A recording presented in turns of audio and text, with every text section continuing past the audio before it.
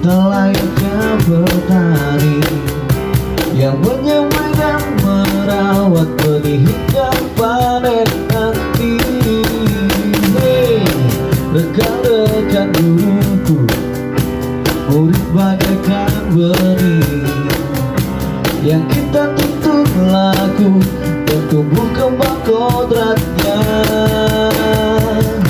Dengan berdiri di depan untuk memberikan teladan, dengan berada di tengah untuk menguatkan keinginan, dengan berada di belakang untuk memberikan dorongan. Kita adalah guru pembelajar merdeka yang menuntut murid kita sesuai kodratnya. Mari jadikan murid kita.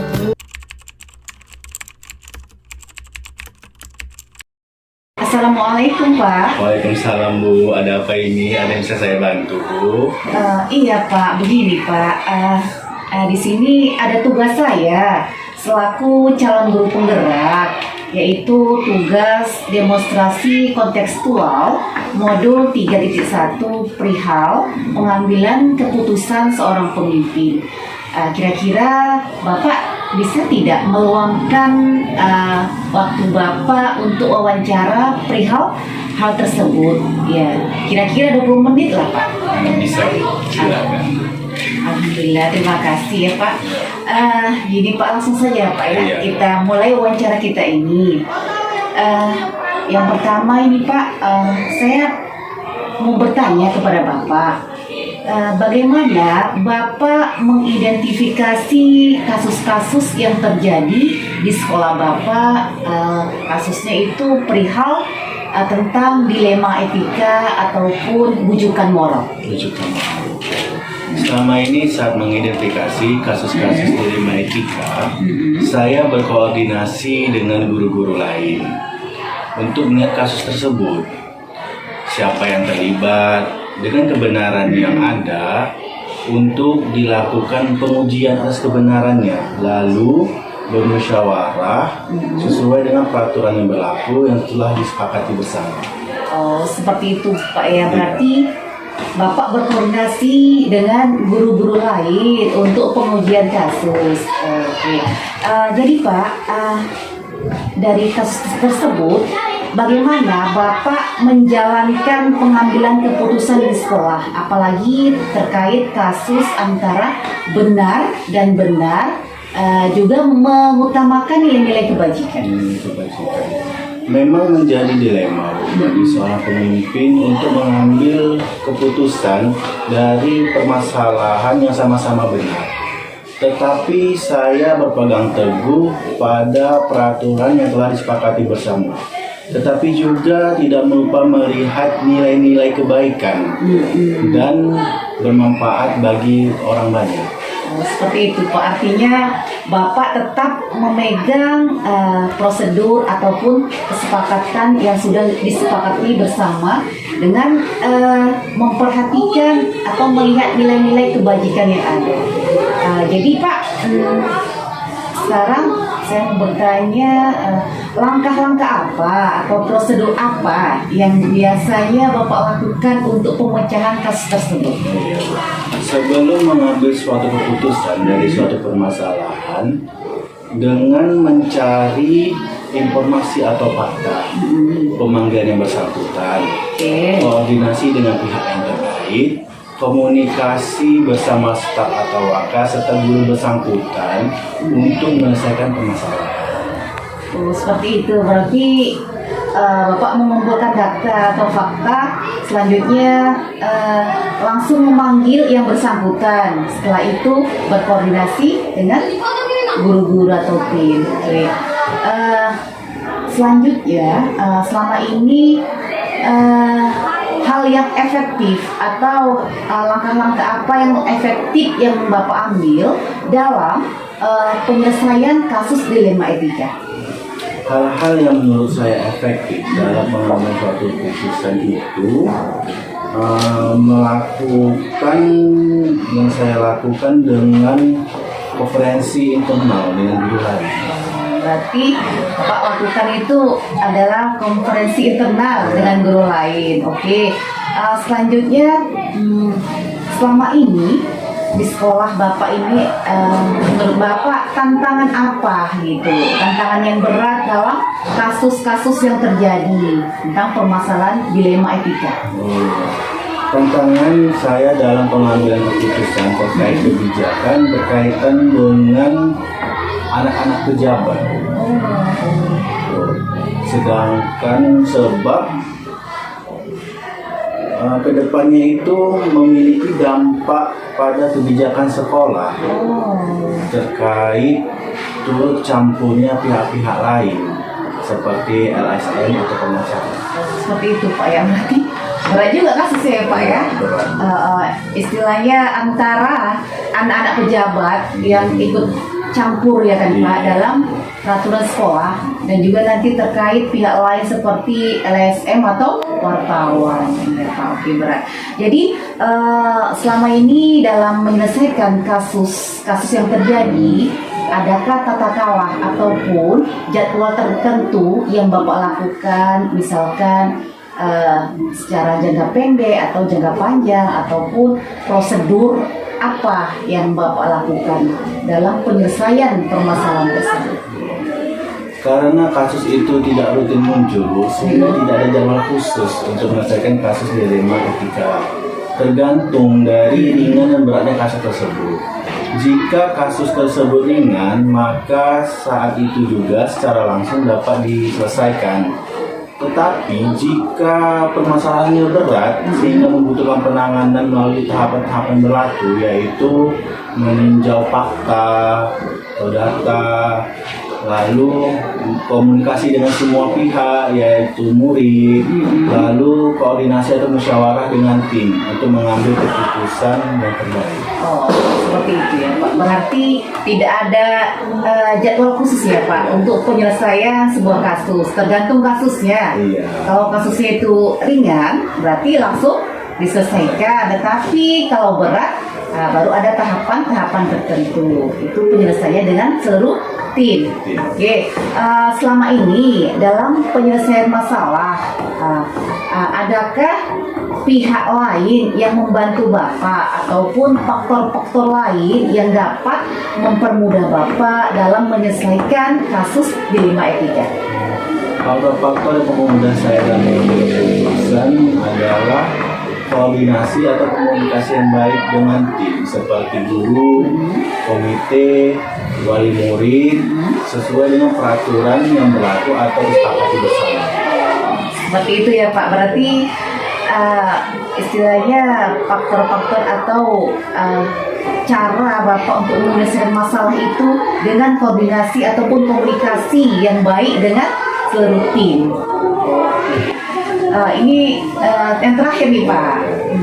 Dari pembicaraan kita, dari pengalaman yang Bapak ceritakan untuk menangani kasus dilema etika, kira-kira pembelajaran apa yang dapat Pak petik lah dari selama ini penyelesaian Bapak dalam menyelesaikan kasus dilema etika?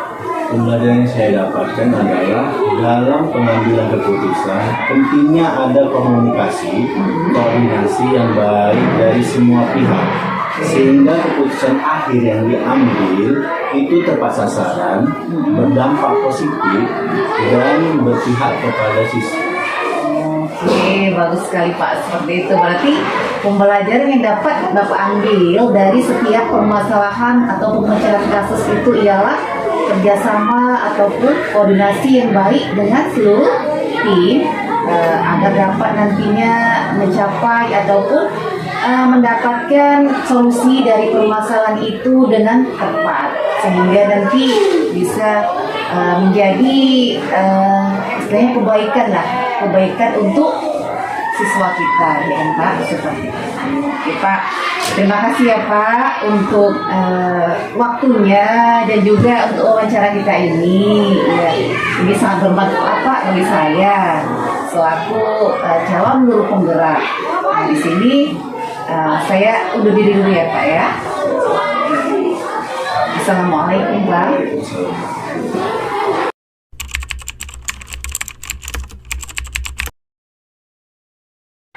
Assalamualaikum Bu Mel. Waalaikumsalam Bu. Silakan duduk Bu. Makasih Bu. Apa ini ya Bu ya? Kira-kira ada keperluan apa ya? Iya Bu, di sini saya ingin wawancara kepada Ibu ya terkait ini Bu, tugas saya selaku calon guru penggerak, yaitu tugas demonstrasi kontekstual modul 3.1, yaitu tentang pengambilan keputusan seorang pemimpin. Nah, kira-kira Ibu ada tidak waktu 20 menit untuk kita wawancara? Bisa. Alhamdulillah, terima kasih ya Bu ya. Silakan Bu. Bu, langsung saja ya. Di sini yang ingin saya tanyakan Bu, bagaimana selama ini Ibu mengidentifikasi kasus-kasus yang ada di sekolah Ibu? Ya, kasusnya ini mengenai dilema etika ataupun bujukan moral, Bu. Dari kasus-kasus yang ada Bu, dapat saya bedakan menjadi dua. Yang pertama itu antara dilema etika yang berdasarkan benar PS benar. Yang kedua, rujukan moral yang berdasarkan benar PS salah. Seperti itu Bu ya, berarti ada dua identifikasi ya Bu. Yang pertama kasus antara benar PS benar dan juga benar PS salah dengan istilahnya nilai-nilai kebajikan ya Bu. Jadi selanjutnya bagaimana Ibu menjalankan keputusan yang Ibu ambil di sekolah, terutama dalam kasus dilema etika? Yang saya jalankan selama ini dalam pengambilan keputusan dalam kasus dua kepentingan yang sama-sama benar didasarkan pada rasa peduli dan kasih sayang saya. Saya juga memikirkan dampak jangka pendek dan dampak jangka panjangnya. Seperti itu, berarti Ibu memikirkan dampak jangka pendek dan juga dampak jangka panjang berdasarkan nilai-nilai kebajikan. Oke. Selanjutnya langkah-langkah atau prosedur apa yang biasanya Ibu lakukan dalam pengambilan keputusan dalam kasus dilema etika? Langkah-langkah ataupun prosedur dalam pengambilan keputusan yang saya lakukan selama ini dengan melakukan analisis kasus, melihat siapa saja yang terlibat, lalu nilai apa saja yang bertentangan dengan data dan fakta yang mendukung, serta melakukan uji kebenarannya. Oh, seperti itu. Berarti langkah-langkah yang Ibu ambil itu ialah dengan melihat data, fakta dengan prosedur ataupun nilai-nilai kebajikan tertentu. Oke, selanjutnya menurut Ibu hal apa yang lebih efektif dalam penyelesaian kasus tersebut? Hal yang lebih efektif itu Bu, mengenali bahwa ada nilai-nilai yang saling bertentangan dalam situasi ini, menentukan siapa saja yang terlibat dalam situasi ini, juga mengumpulkan fakta-fakta yang relevan, penguji benar atau salah, serta pengujian paradigma benar lawan benar. Oh, seperti itu. Berarti Ibu mengumpulkan nilai-nilai kebajikan yang ada, setelah itu pengujian fakta benar lawan benar. Oke, selanjutnya menurut Ibu ini dari kasus-kasus yang ada di sekolah, kira-kira kasus yang menjadi tantangan Ibu dalam menyelesaikannya itu yang bagaimana Ibu? Menurut saya hal yang merupakan tantangan adalah terkait siswa yang kurang mampu secara finansial. Kita harus mempertimbangkan dengan segala dampak yang ada antara aturan yang berlaku dengan rasa kasihan dan keadilan, Bu. Ya, berpikir dengan matang dan jangan mengikuti emosi serta menentukan nilai-nilai kebenarannya. Seperti itu berarti tantangannya itu ialah bahwasanya ada siswa ya istilahnya kurang mampu secara finansial, tetapi harus menaati peraturan yang di sekolah. Berarti ketentuannya, kebijakannya itu Ibu antara dilema ya Bu, antara peraturan sekolah dengan rasa keadilan juga kasih sayang, kasihan juga ya Bu ya. Oke, selanjutnya ini Bu ya. Dalam penyelesaian kasus tentang dilema etika ini Bu ya, itu adakah Ibu tata kala waktu? Misalkan waktu tertentu yang Ibu buat, misalkan adakah Ibu langsung menyelesaikan pada waktu itu, ataukah ada prosedur atau tahapan-tahapan tertentu dalam penyelesaian kasus yang terjadi? Pada kasus dilema etika yang bersifat ringan, Bu, biasanya saya langsung menyelesaikannya saat itu juga. Namun pada masalah yang lebih besar, diperlukan jadwal tertentu untuk menyelesaikannya sesuai dengan prosedur. Berarti tergantung kasusnya ya Bu ya. Kalau kasusnya ringan berarti langsung diselesaikan, tetapi kalau kasusnya agak berat atau berat ya adalah tahapan-tahapan atau prosedurnya seperti itu. Oke Bu. Jadi selama ini menyelesaikan kasus yang terjadi, adakah seseorang yang membantu Ibu dalam penyelesaian kasus tersebut, ataukah ada faktor-faktor pendukung yang dapat memudahkan Ibu dalam menyelesaikan permasalahan tersebut? Ya, membantu saya dalam menyelesaikan kasus-kasus yang saya hadapi, Bu, yaitu calon guru penggerak. Ya, yang berperan aktif di sekolah, yang memberikan wawasan baru, lalu sehubungan dengan prosedur pengambilan keputusan, ya mempermudah dan membantu saya dalam menghadapi dilema etika dan juga seluruh warga sekolah. Seperti itu berarti salah satu yang membantu Ibu dalam penyelesaian kasus itu adalah seorang guru ya Bu, guru penggerak. Calon guru penggerak yang mungkin ilmu atau wawasannya itu untuk penyelesaian kasus dilema etika lebih luas ya Bu ya, dan juga dibantu oleh seluruh warga sekolah. Oke, jadi dari semua pengalaman yang terjadi yang Ibu alami dalam hal penyelesaian kasus mengenai dilema etika, menurut Ibu pembelajaran ataupun pembelajaran yang dapat Ibu ambil dalam permasalahan tersebut itu apa ya? Pengambilan keputusan yang saya lakukan dengan mempertimbangkan 4 paradigma, 3 prinsip berpikir dalam dilema etika, yang selanjutnya dilakukan pengujian menggunakan 9 langkah-langkah sistematika sesuai dengan pandangan Bapak Ki Hajar Dewantara, di mana dia mengatakan murid akan merasakan kebahagiaan setinggi-tingginya setelah melaksanakan proses pembelajaran. Nah, atau saat ini yang disebut dengan merdeka belajar.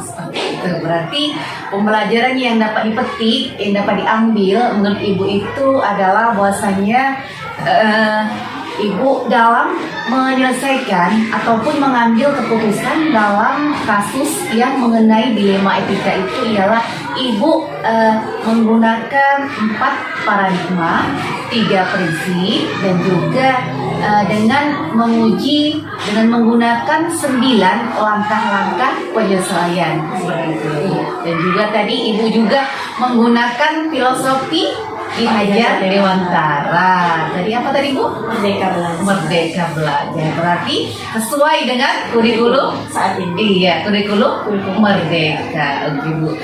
Ibu sampai sinilah Bu wawancara kita hari ini. Saya berterima kasih ya Bu sama Ibu sudah meluangkan waktu Ibu juga menceritakan pengalaman Ibu selama menyelesaikan kasus-kasus di sekolah.